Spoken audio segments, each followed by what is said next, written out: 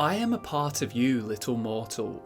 I am a shadow in your subconscious, a blemish on your fragile little psyche. You know me, you just don't know it. You can call me Anne-Marie, but only if you're partial to being flayed alive and having an angry immortal skip rope with your entrails. If not, then call me Sheogorath, Daedric Prince of Madness. As a daedrologist, I've toiled over countless records, blown the dust off of enough tomes to fill the realm of Apocrypha twice over, and I've explored the intricacies of ancient epochs. But of all of my research, I've come across no entity more fascinating, nor more terrifying, than the Daedra Lord known as Sheogorath. If you're watching this video, hear my warning. The Mad One's mind games are often subtle, even whimsical. On one of the prince's whims, you may see a man transmogrify before your eyes into a wheel of cheese as punishment for growing a beard, or another fall from impossible heights to splat against the stone surface of Punishment Point, simply for wearing too much cologne. There is a simplicity to princes like Boethiah or Hircine or Molag Bal. They're almost impossible for mortals to truly understand, but you can make efforts to unearth their alien motives and rationale. Sheogorath, however, no amount of research nor mental gymnastics can make him simple or predictable. His insanity is pure and arbitrary. Insanity is far more volatile than evil, because you cannot prepare for it. Fortunately, I've been able to draw one conclusion about this prince in relation to his subtlety, and that is why I'm issuing this warning. Sheogorath coaxes the vulnerable and feeds their weaknesses. He lures them into paranoia and anxiety. He guides them on the path to insanity and subsequently to his realm of the Shivering Isles. He encourages them to retreat inside their own minds and to seek an escape from reality. So my warning is this: if you've ever played one of the Elder Scrolls games and felt yourself becoming immersed in the virtual experience, you are at great risk, for Sheogorath is lurking in your subconscious, waiting to pull you under, to envelop you in the folds of your conjured fantasy, until real life becomes the fiction. Hey guys, it's Drew the Daedrologist here, and welcome back to FudgeMuppet. If you've made it this far, and stuck with me through my delirious rambling, it will all make sense soon enough. For in this video we're going to get to the bottom of the Daedric Prince Sheogorath, even if it means losing our minds in the process. I believe the Mad God is actively working on corrupting each and every one of us, as I say this right now. But after this video you may just be able to escape an eternity in the court of New Sheoth. Let's start with the basics by getting to know who this prince is. Sheogorath is the Daedric Prince of Madness, the Lord of the Never There, and the sovereign ruler of the Shivering Isles. He also features as the fourth corner of the Dunmary House of Troubles, wisely identified by the Dark Elves as a Daedra to be very wary of. A common thread found in the Immortals of the Elder Scrolls is the idea of duality. Lorkhan's duality can be seen in the form of the moons. Azura's comes in the form of the positive and negative sides of vanity. Depictions of Sheogorath and his realm are full of duality imagery. His suit is split down the middle, purple and red. His realm is split between dementia and mania, and their protectors are the opposing forces of the Golden Saints and the Dark Seducers. It is an extreme form of duality that supposedly brought Sheogorath into being. Sheogorath was once Jiggalag. Jiggalag is the Daedric Prince of Order. He represents logical order and deduction, and has taken account of every detail of the world, and of every action that has ever taken place on Mundus or Oblivion, long before it actually happens. As a result, he believes in certainty and determinism, and that the concept of individuality is an illusion. Determinism is one hell of a rabbit hole we may just burrow into in a later video about this prince, but for now I'd say we're preoccupied with the rabbit hole leading to the Shivering Isles. Anyway, Jiggalag's control made him powerful, more so than the other princes could allow to go unchecked. So the remaining Daedra lords combined their efforts to curse Jiggalag, turning him into the very antithesis of his sphere. His order was replaced with chaos, and he took on the form of Sheogorath. The champion of Cyrodiil's presence at the conclusion of the Third Era, during Jiggalag's Grey March, actually allowed the two princes to separate, and the Prince of Order was free from madness once more. But as with Jiggalag's sphere, his Grey March is a topic for another day. With this context, we can see just how insane Sheogorath is. His creation meant he was the furthest fathomable thing from order and certainty. He is completely incapable of acting logically or orderly. Sheogorath has 7 known artifacts, and there are likely more we don't know about. There's Neb Crescent, the blade which gives the wielder a compulsion to kill. There's the Folium Discognitum, which is a thick tome full of knowledge, written in the form of incomprehensible manic ramblings. Then there's the Staff of the Everscamp, which summons 4 Everscamps in service of the wielder. There is the Staff of Sheogorath, which is required to assume the title of Mad God and to sit upon the throne of madness in New Sheoth. There's also the Gamble Puddy, a glove which makes the wearer both stronger and weaker simultaneously. The penultimate of his artifacts is the Fork of Horripilation, or Forky as Sheogorath is prone to calling it. This seemingly ordinary fork has a unique relationship with the forces of Magicka. It can drive the wielder to do some unusual things, and Sheogorath often forces its wielder into committing gross acts. And finally, his most noteworthy artifact, the Wabberjack. This odd staff is engraved with gaping mouthed faces, and is notorious for its unpredictable effects when activated. It can make the target vanish, it can turn them into an animal, an inanimate object, a Dremora, it can set them on fire or frenzy them. The effects seem limitless. With the power of the Wabberjack in your hands, you are privy to the knowledge that cats can be bats, can be rats, can be hats, can be gnats, can be that, can be thises. And that doors can be bores, can be snores, can be floors, can be roars, can be spores, can be yours, can be mine. Such profound knowledge is surely worth whatever side effects come in tow with the thing. As we touched on briefly, Sheogorath's realm of Oblivion is called the Shivering Isles, or maybe the Madhouse or the Asylums. Just like Sheogorath himself, this plane once belonged to Jiggalag, and once embodied order. Now though, 'tis a silly place. The northern half is called Mania, and represents the more light-hearted, whimsical side of Sheogorath's madness. Here the grass basks in the daylight, and kaleidoscopic mushrooms decorate the landscape. In the southern lowlands, a lethargic haze hangs over the swamps and the leafless trees. If you're lucky, you may come across landmarks like the Hill of Suicides, where the ghosts of those who took the easy way out linger in a tortured limbo, cursed to think eternally on their suffering. This half of the Madhouse is called Dementia, and displays Sheogorath's darker side. What I find especially intriguing is the paradoxical nature of Sheogorath's sphere. By definition, you'd think insanity is impossible to mimic or attempt to understand. Yet Sheogorath is not unlike all of the countless mortals on Tamriel who are mad.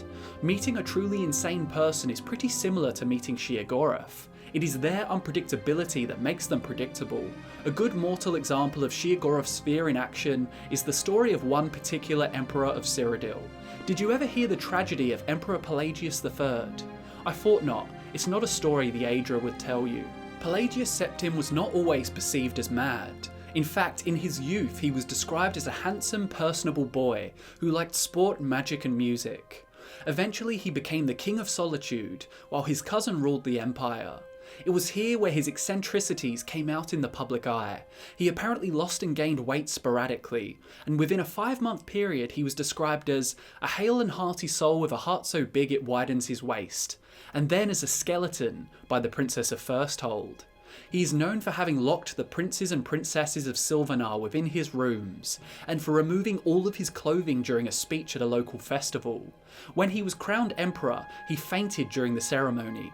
He insisted on speaking to an ambassador from Blackrose in grunts and squeaks. He was even seen defecating on the floor in a misguided attempt to remedy the boredom of the servants after they'd just finished cleaning.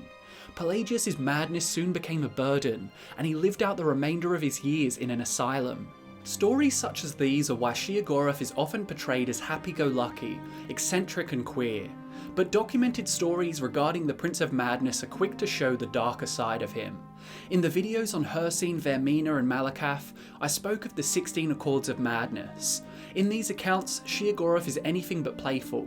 His trickery is much more akin to cruelty than it is to good-hearted fun. The 12th Accord comes to mind as especially brutal.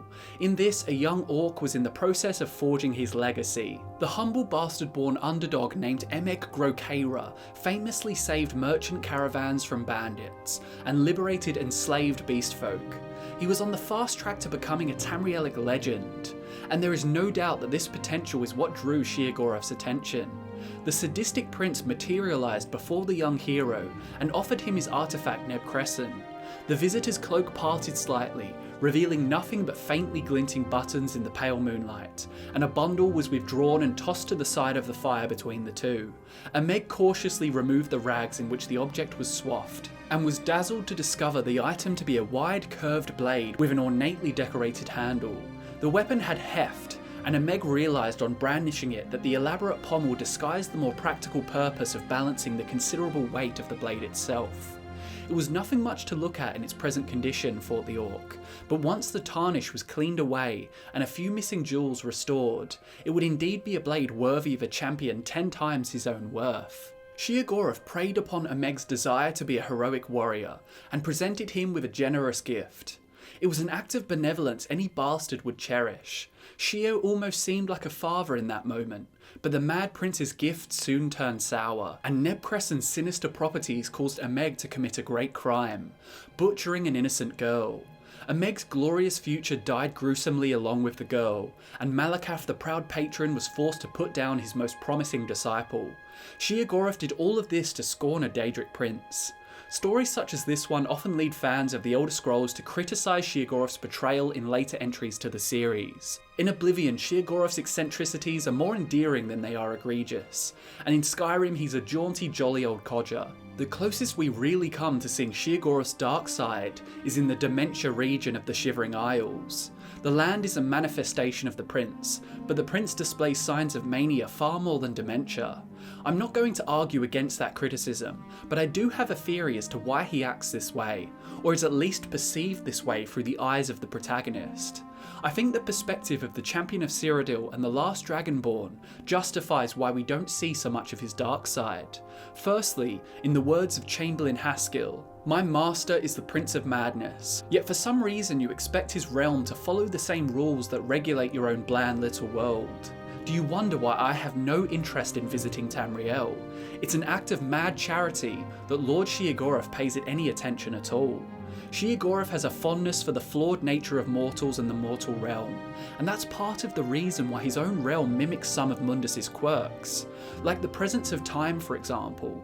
If one of the more belligerent princes successfully managed to bring about the apocalypse on Nirn, the mad god would lose so many mad souls to toy with. So when the last Dragonborn pays him a visit, do you think he'd be cruel to mortality's only hope? I know I'm making the mistake of trying to apply reasoning to Sheogorath's deeds, but I have another possible reason for why we only really see his quote good side, and this is the focal point for the whole video.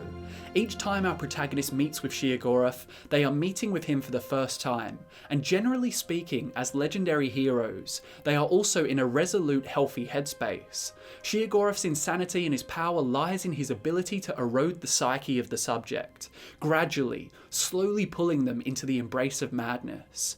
He doesn't do it with the click of his fingers. Not only that, but it is the vulnerable who are the most susceptible to his trickery.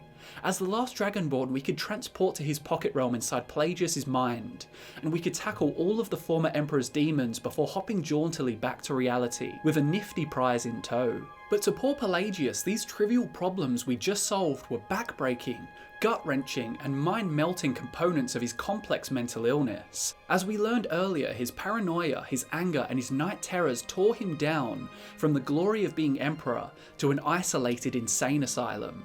It happened slowly, as if every step of the way Sheogorath was inside his mind, taunting him and goading him into the next crazy deed.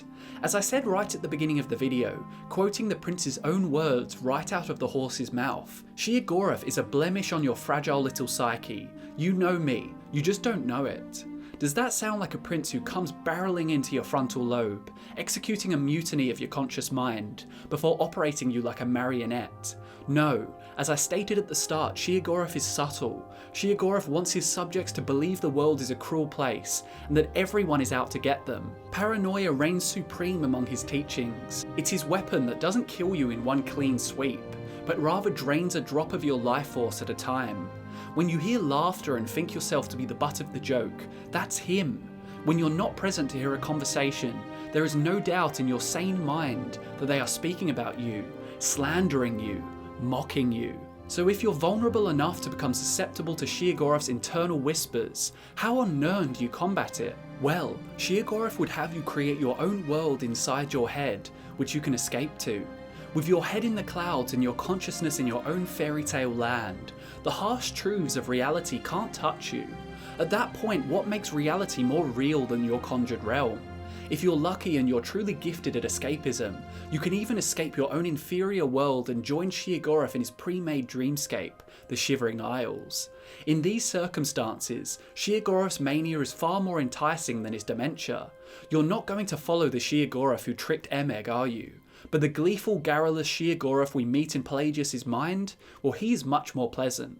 As if you wouldn't follow him to the Madhouse. In that regard, I'd argue that the smiling Sheogorath is infinitely more terrifying than the scowling Sheogorath. To bring this video to an end, I'll finish by addressing my original motivation.